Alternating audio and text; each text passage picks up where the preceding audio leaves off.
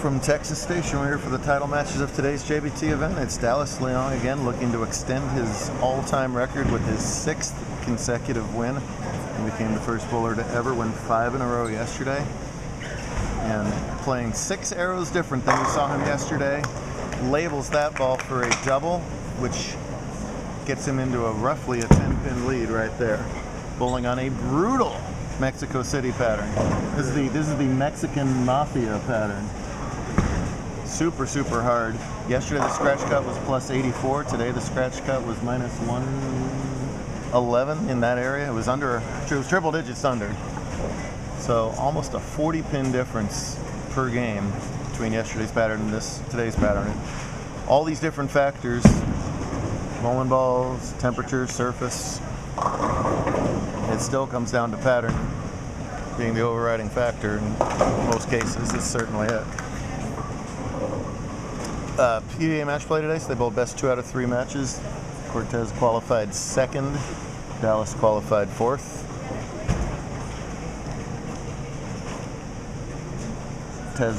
They both beat Joe's. Tez beat Joe Grandin in one semifinal game, and Dallas got past Joe Gerencer in the other semifinal. To their right is the women's series, and Amanda Atkin is playing Abby Franklin for the 2nd consecutive day. Amanda won yesterday. Abby seeking revenge. And then here's Tez now up in the 7th, trying everything in his arsenal. And that's all you need to know about how frustrating this pattern has been for these guys today. Looks like it gets to the hole and at 2 pins. Looks like it's going to hold up in a big force. Super, super challenging. Very much in this match, though. Still will trail by only 10 if he can spare this up in the 7th. The man with the all-time winning streak and the man who will sooner or later have the all-time title count. Still, what, 6 or 7 behind Kyle King. Subject to change within the year, I bet. Everybody bets. Right now, he doesn't care about any of that. Neither of these care about any of that. They care about winning this match. Hard and straight, that's the way to shoot your spares on the tougher patterns. And what will he try next? The difference is what? The difference is 1 pin. Whose difference? See, I count 9 spare after every strike and strike after every 9 spare. So, as far as I'm concerned, Abby's just cranky because she's been asleep for the last 5 hours waiting for this match. I waited 5 hours. She missed the cut today, and Amanda just kept on winning matches. That happens sometimes with the ladies. Whoops. There's Mandy 4-9s off camera over there. So Tez is going to stay super deep. I don't think there's any look outside at all. It's not a bad shot, but Schenk's still frustrated. 9 is not the worst thing in the world right now. He's going to go sit down and think about it. Over in the far right, that's the handicap division title match. We'll catch more of this in part 2, but it's Devin Padalino playing Crystal Amico.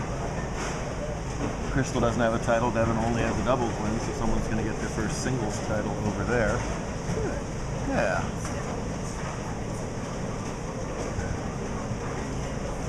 Thanks to Jerry and the crew for having us. Always a pleasure to be here.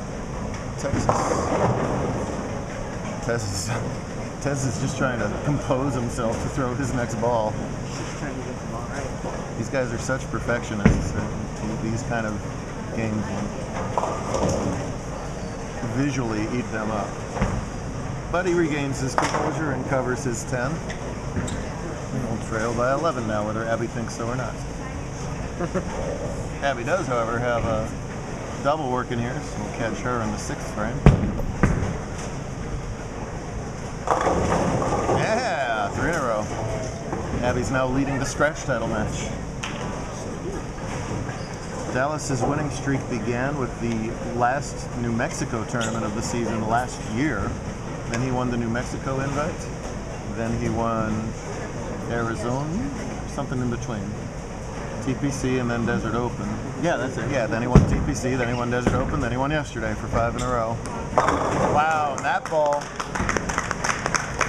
did get some hold on it. That looked a little bit left.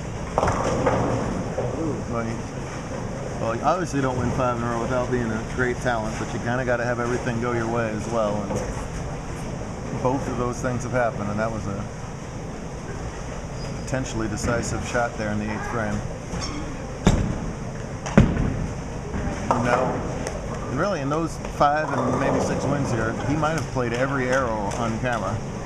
Probably. Right up the first arrow to start it, and he's playing the other first arrow right now. Between the 6th and 7th arrows.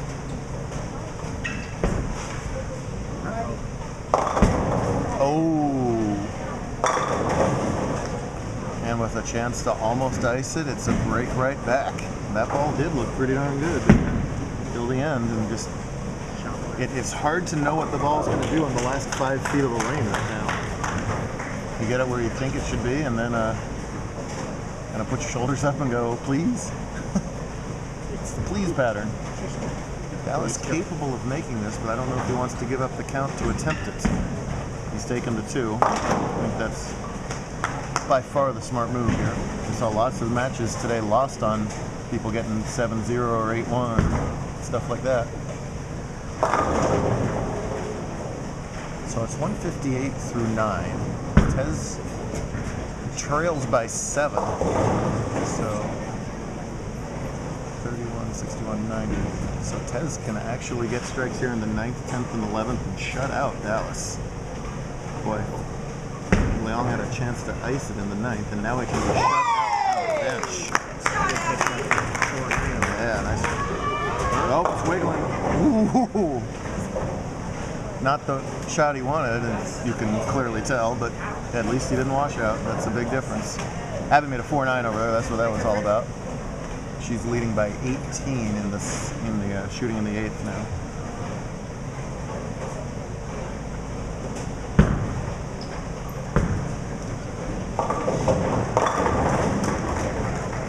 Well, usually the 1-2's an easy spare, but yeah, I didn't mean for him to miss it like that, though. Well, now we have pure frustration. Now Tez has to get all 3 to make Dallas mark. 29 would make Dallas get 9. Still some permutations here, but that is a frustrating 9th frame for Schenck. He just doesn't have a break point. Well, the people that he beat out to win his 5th in a row is no less than Kane, Blanchard, Baker. And I apologize to the ones I'm Tez himself. I apologize to the ones I'm forgetting. They're just a who's who of bowling talent out of the South and Northwest. And now he's going to extend it one more to an amazing 6.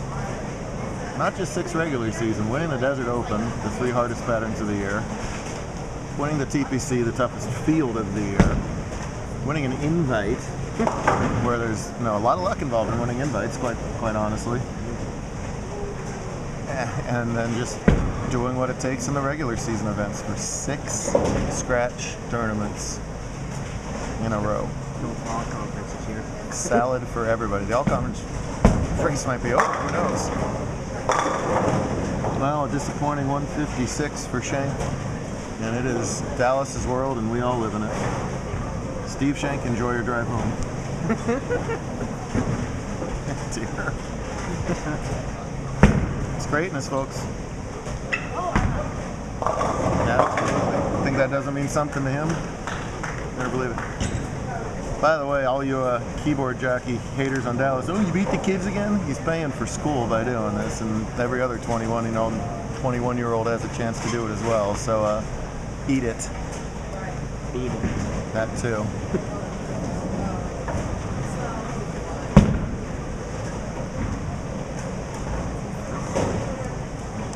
Talented man, young man, refining his skills on here to do bigger and better things along the way. Now he can go for it if he wants to. Oh. Doesn't matter. It's a 6-pack for this incredible Dallas Leong. Well, I bet you he doesn't win again with 167 if he gets 7 in a row. My goodness. Part 2 is coming up. Make sure to watch that. We got the girls' conclusion and the handicap finish coming up next.